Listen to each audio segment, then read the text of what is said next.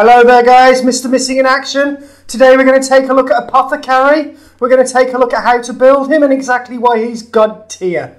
Okay, so Apothecary is a rare champion within Raid Shadow Legends, but he's rare only in name. In terms of how he can benefit your account, particularly in the early to mid game, he's absolutely legendary without a shadow of a doubt. This is the one rare that you're desperately trying to pull, desperately trying to get built up as quick as you can to aid you in your account progression. So why is he so good? Well, I guess for that we need to start with his skills. On his A1 Scatterbolt we have a 3 attack at random. It does a reasonable amount of damage. It's not why he's God tier, but it can be useful in Fire Knight particularly, helping to take down the shield with the 3 hits. Soothing Chant on the A2, first reason why he's God tier. Soothing Chant is a spot heal. It's going to heal 1 ally. It heals by a pretty good amount, 35%.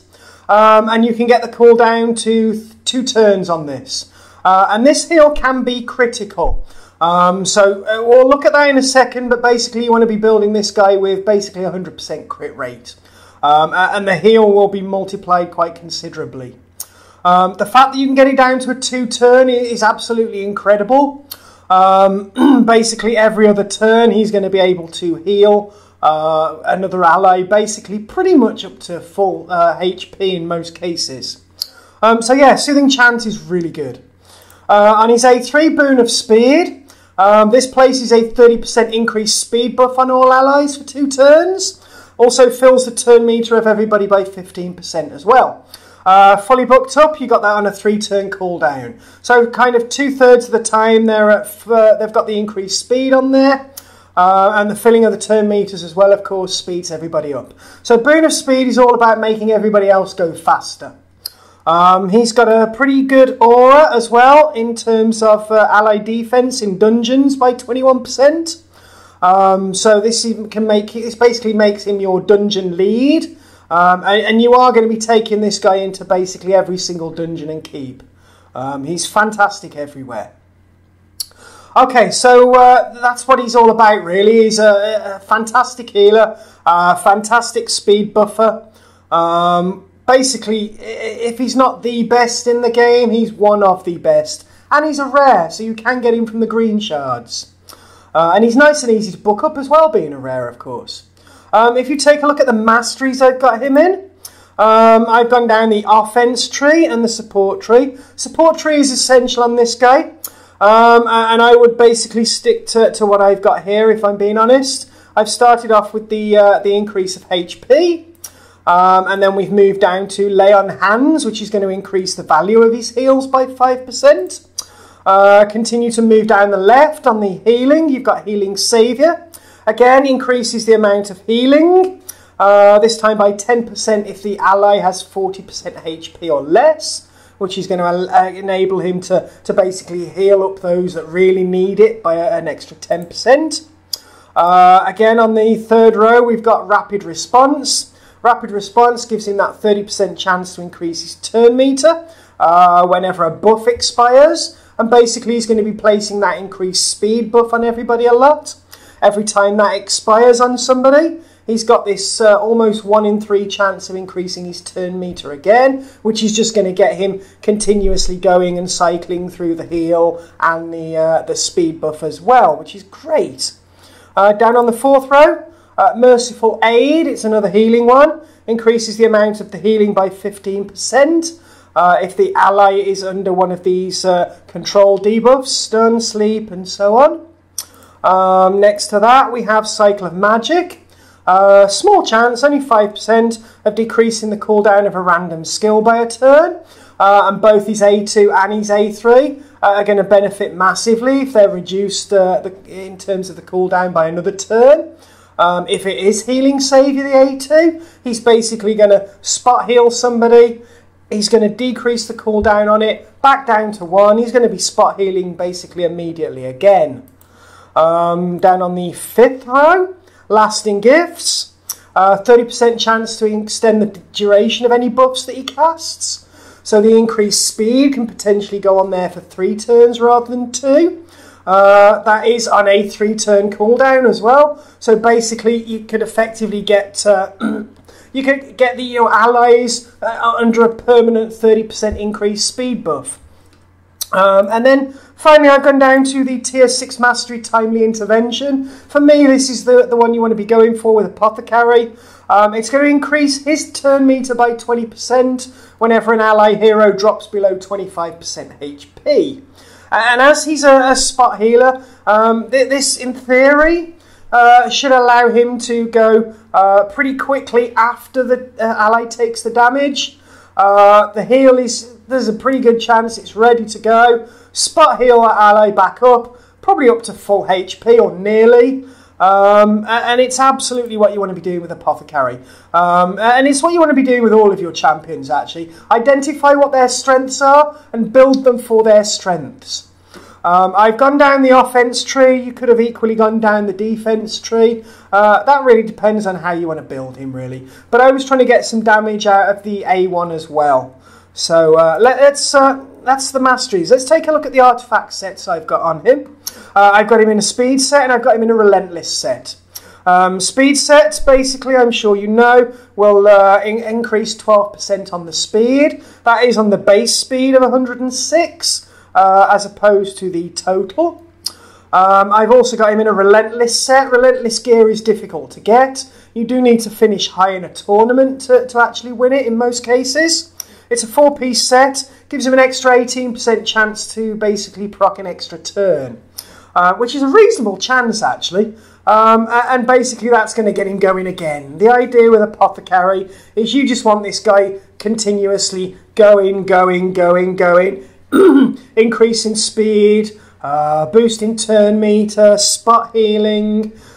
This guy carries you through a lot of the content, particularly in the early to mid game.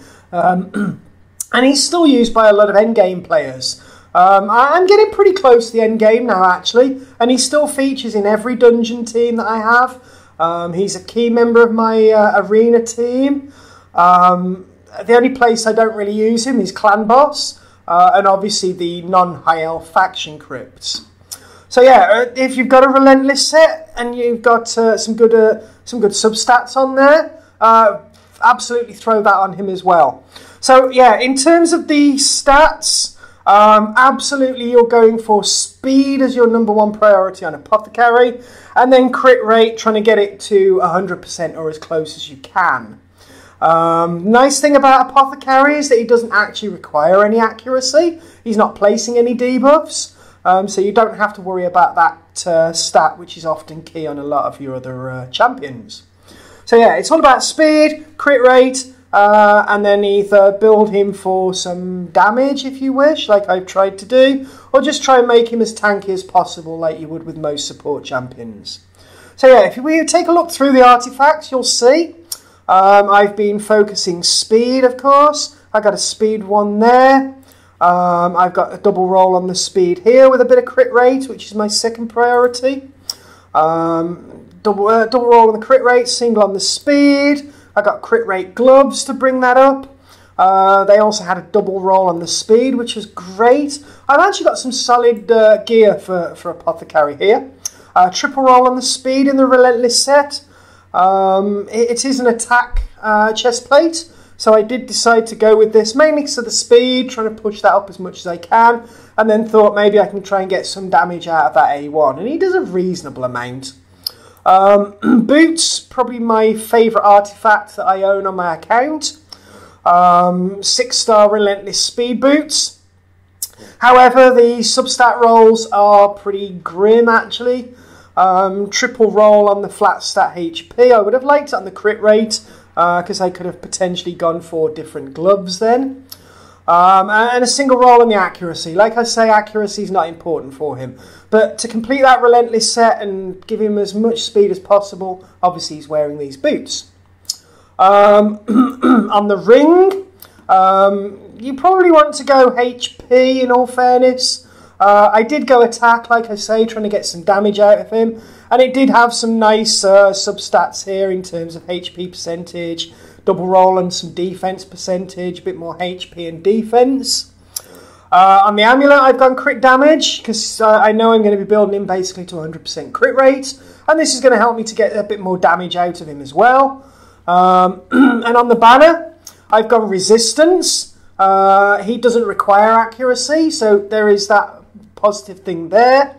Again, kind of unlucky on the sub-stat rolls, 3 on the flat stat, but it does come with a bit of speed, and the resistance does help out in the arena. So, yeah, that's my build. In terms of the actual stats then,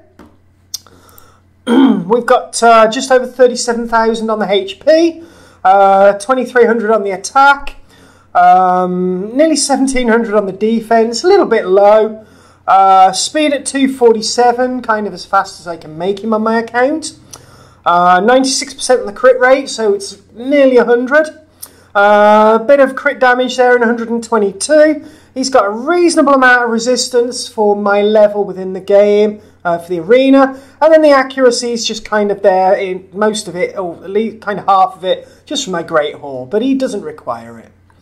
Okay, so yeah, that's Apothecary. Maybe we'll jump into an arena fight, and I'll probably take him into the Arcane Keep to show you him in there as well. So here we go then, back with the arena. Okay guys, so here's our Apothecary in my arena team. This is my standard setup for the arena in terms of speed lead, speed buffer, decreased defense and increased attack. Ghostborn, great champion. Did a guide on him a few days ago. If you want to go and check that one out, I'll leave a link in the description for you. And on to Kale for the AoE nuke. But yeah, he's got a vital role to play here in the arena. He does go first in most cases with the speed.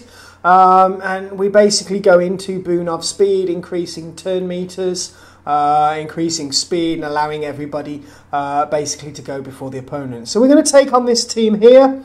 It looks like a pretty solid team, but let's see how we get on. We do have the advantage in team power, but that really doesn't mean a lot. Let's see what happens. So hopefully this goes in pretty quick. Plarium play's been a bit slow again today, always when I'm recording actually. But we're nearly there, so let's see how we get on. Hopefully he does go first. They don't have a speed lead. They're using Miscreated Monster in the lead. So yeah, he's going first. So we start with our boon of speed. There we go. And we've increased the speed on all. Look how the Mastery's put it on Ghostborn for 3 turns. On to Ghostborn. We're going to go with the Ancestral Spirits. It's a great skill for the arena. Again, like I say, check out my Ghostborn review if you're interested in him. But we're going to look to decrease defense and increase attack. Fantastic. Decrease defense on all, increase attack on all. We're going to go into Kale for the AoE nuke. Hopefully we can take them down. Let's see what happens. Pretty solid hit. We've got an unkillable on Miscreated Monster, so let's just fire through that. I'm going to stick it onto auto until the end now, then it should be ours. Just got to wait for that unkillable to drop off Miscreated Monster. But yeah, he's a solid champion in the arena. He's not going to be a speed lead. He doesn't come with a speed aura, of course. But you pair him with somebody like a Jingle Hunter that I use, and he's just going to make everybody go so much quicker. So yeah, so that's him in the arena. Let's take him into the Arcane Keep, so we'll be back with that. Okay, so here he is in the Arcane Keep. I've got him in the lead position for the allied defense in dungeons. It's a solid aura for the dungeons there. This is kind of a makeshift team at the minute, basically because I'm trying to level up my Miscreated Monster and my Jingle Hunter to 60. So I'm just throwing them into the keeps and the dungeons where I can to get a bit more experience. But let's go into the Arcane Keep, show you how he works there. Just watch how many turns he actually manages to get with obviously the Relentless set, the speeding and the healing. It should be a bit of a cakewalk actually, but yeah, he's a solid lead for every dungeon and every keep. So yeah, that was the first wave done pretty quick. Second wave should be coming. Miscreated Monster there. I'm hoping to produce a champion guide on him in the near future. Like I say, I'm just working him up at the minute in terms of his masteries, trying to get him booked up and leveled up to 60. But here we go, second wave is almost done.